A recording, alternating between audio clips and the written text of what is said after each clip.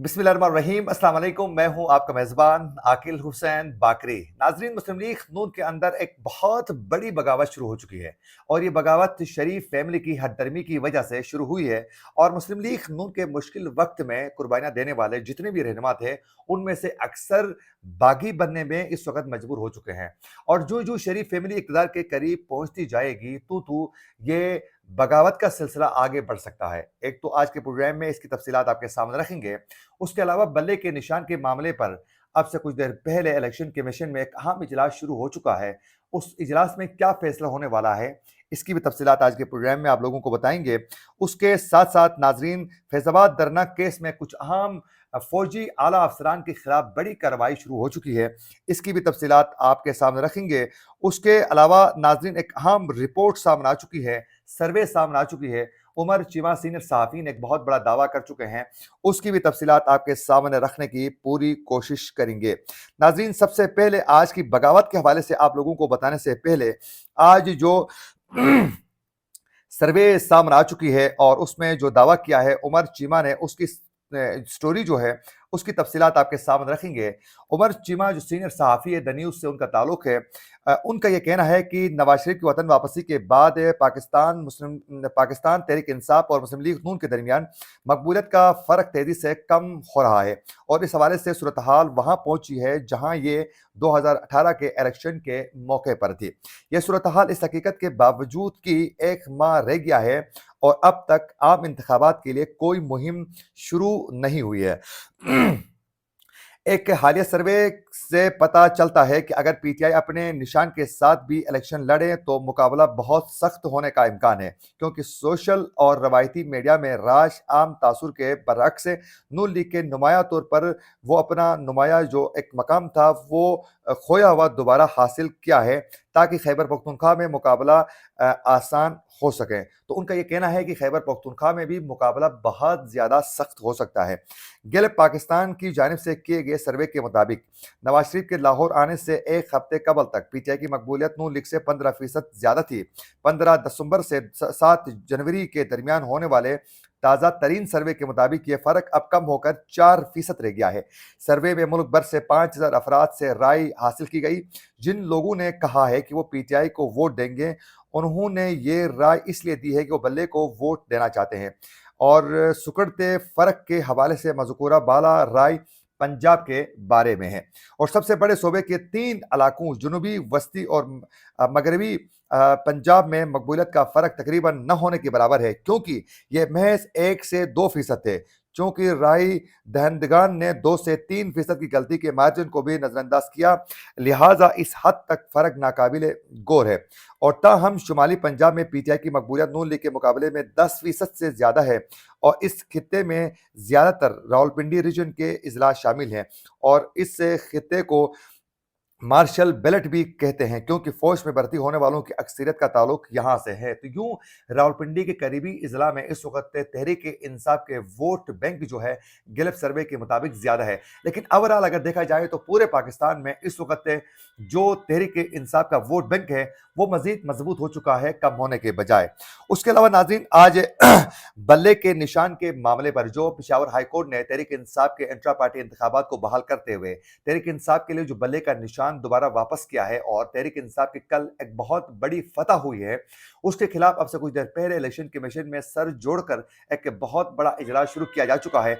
अब देखना यह है कि इस इजलास में क्या डिसीजन लिया जाता है और उसमें ये आज के इजलास में यह फैसला होगा कि आया इस पेशावर हाई कोर्ट के फैसले के खिलाफ इलेक्शन कमीशन जो है वो सुप्रीम कोर्ट जाना है या न जाना है। इस हवाले से बाकायदा आज के इजलास में फैसला होगा और उसके लिए बाकायदा आज सर जोड़कर वो बैठ चुके हैं, क्योंकि पेशावर हाई कोर्ट के वाज़ेह अहकामात हैं कि तहरीक इंसाफ को बल्ले का निशान वापस करते हुए बाकायदा सर्टिफिकेट जो हैं आपने जारी करनी है, यानी इलेक्शन कमीशन को ये अहकामात बाकायदा जारी हो चुके हैं।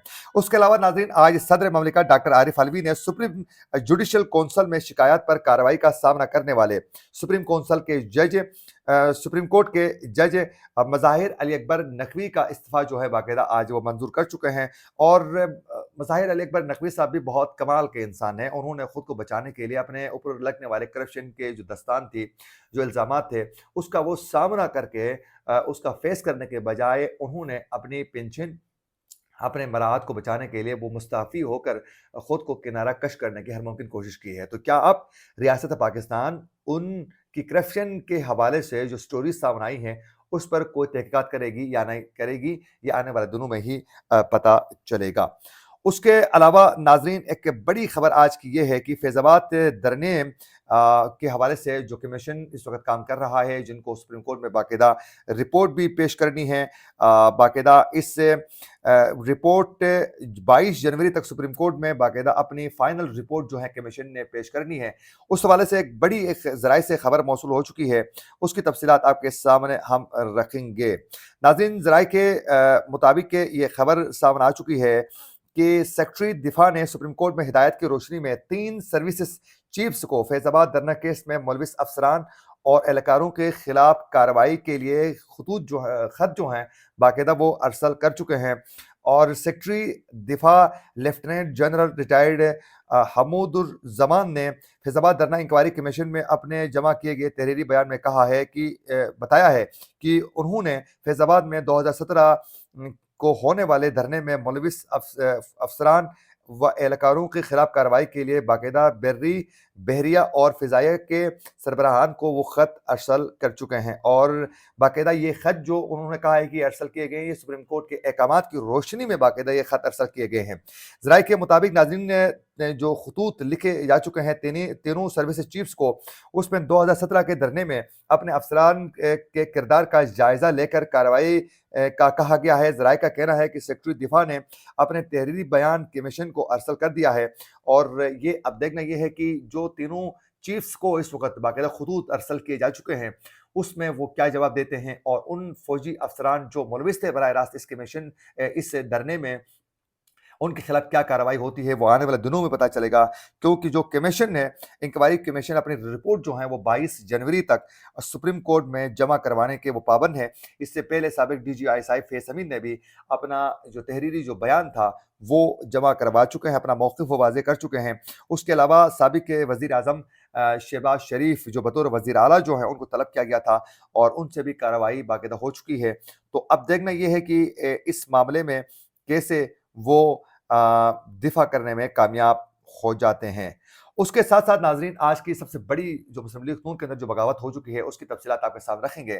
یہ انتہائی افسوس کا مقام ہے کہ جب بھی مسلم لیگ نون بالخصوص شریف فیملی کے اچھے دن آتے ہیں تو وہ اپنے بہت ہی قریبی, یعنی ان کے لیے قربانیاں دینے والے جو لوگ ہوتے ہیں, ان کے گریبان تک بھی ہاتھ پہنچانے میں وہ دریغ نہیں کرتے ہیں, بلکہ ان کے سر کے اوپر پاؤں رکھ کے آگے بڑھ جاتے ہیں. لیکن جب مشکل وقت آ جاتا ہے تو وہ ان کے پاؤں پڑ جاتے ہیں.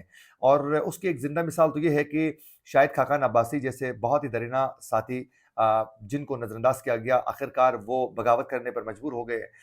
اس کے علاوہ مفتاح اسماعیل نے مشکل وقت میں ساتھ دیا, آخرکار اس کو نظر انداز کیا گیا. اسحاق ڈار کو آگے کیا گیا, وہ بغاوت کرنے میں مجبور ہو گئے. چودھری نثار علی خان جو نواز شریف کے بہت ہی جگری اور قریبی ساتھی تھے, بہت ہی وہ تلخ اپنے مشوروں کے ساتھ بڑے مشہور تھے مسلم لیگ نون کے اندر, جو نواز شریف کے سامنے ڈنکے کی چوٹ پر بات کرتے تھے, وہ ہٹ درمی کی وجہ سے شریف فیملی کی وہ بغاوت کرنے پر مجبور ہو چکے. اس کے آج ناظرین جو بغاوت ہو چکی ہے وہ ہیں دانیال عزیز, جو میں نے خود دیکھا ہے کہ جب مسلم لیگ نون کہ قائد نواز شریف کو نااہل کیا جا رہا تھا سپریم کورٹ سے, تو اس وقت سپریم کورٹ کے باہر چیخ کر مسلم لیگ نون کے بیانیے کو سامنے لانے والے, نواز شریف کو دفاع کرنے والے, شریف فیملی کو دفاع کرنے والے دانیال عزیز اور طلال چودھری ہوا کرتے تھے. تو دانیال عزیز بعد میں نااہل ہوئے, ان کے لیے کئی مشکلات کا سامنا کرنا پڑا, اور لیکن وہ ڈٹ کے اپنے پارٹی کے ساتھ کھڑے رہے. اور جس وقت نوازنے کا وقت آیا پارٹی کی جانب سے, آج ان کو نظر انداز کیا گیا اور ان کو ٹکٹ نہیں ملا ہے. اچھا, دانیال عزیز کا یہ موقف ہے کہ وہ ہاسپٹل میں تھے, تو وہ ٹکٹ اپلائی نہیں کر سکے تھے, جس کی وجہ سے ان کے حلقے میں, یعنی ان کی سیٹ جو تھی ناروال کا جو حلقہ تھا, وہاں ایک ان نون شخص کو باقاعدہ ٹکٹ دیا گیا ہے مسلم لیگ نون کی جانب سے, اور دانیال عزیز کو نظر انداز کیا گیا ہے. آپ اندازہ کریں, اتنے ہی قریبی جو رہنما تھے, لیکن ان کی جانب سے, دانیال عزیز کی جانب سے کھلی بغاوت کا اعلان کیا جا چکا ہے.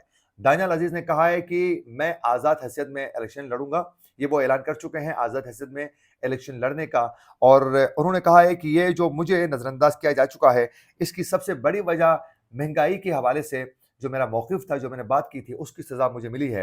اور میں اگر اس کی وجہ سے مجھے پارٹی سے علیحدہ کیا گیا ہے تو میں ہر صورت مہنگائی پر بات کروں گا, ہر صورت عوام کے مسائل پر میں بات کروں گا. اور صرف یہی نہیں, دانیال عزیز کی جو وائف ہے وہ بھی آزاد حیثیت میں الیکشن میں حصہ لینے کا وہ بھی باقاعدہ اعلان کر چکی ہے. تو یوں دانیال عزیز کے ساتھ ساتھ ایک اور رہنما کو بھی باقاعدہ نظر انداز کیا جا چکا ہے. اور ایک تو ناروال کے حلقے سے دانیال عزیز, جبکہ گجرات سے چودھری جعفر اقبال کو ٹکٹ جاری نہیں کیا گیا ہے.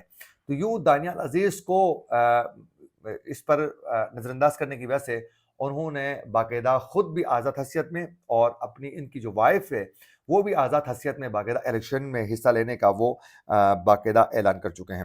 اس کے علاوہ ناظرین, مسلم لیگ نون نے راولپنڈی, فیصل آباد, سائیوال, گجرانوالا, سرگودا, ملتان, بہاولپور اور ڈیرہ غازی خان ڈویژن کے قومی اور صوبائی نشستوں پر باقاعدہ ٹکٹ جو ہیں وہ جاری کر چکے ہیں. اور اسحاق ڈار کی جانب سے جو نوٹیفیکیشن جاری کیا گیا تھا اس میں باقاعدہ تمام امیدواروں کے نام سامنے آئے تھے, جس میں این اے 46 سے انجم عقیل خان اور این اے 48 سے ڈاکٹر افضل فضل چودھری کو بھی مسلم لیگ نون کا باقاعدہ امیدوار نامزد کیا گیا ہے. لیکن دانیال عزیز کو بالکل ہی دیوار سے لگایا جا چکا ہے. اور ناظرین, مسلم لیگ نون نے جو ٹکٹس جاری کیے اس میں بہت بڑی طویل فہرست ہے, اس کی تفصیلات اگلے پروگرام میں آپ کے سامنے رکھیں گے. اسی کے ساتھ اپنے میزبان عاقل حسین کو دیجیے اجازت. اللہ نگہبان.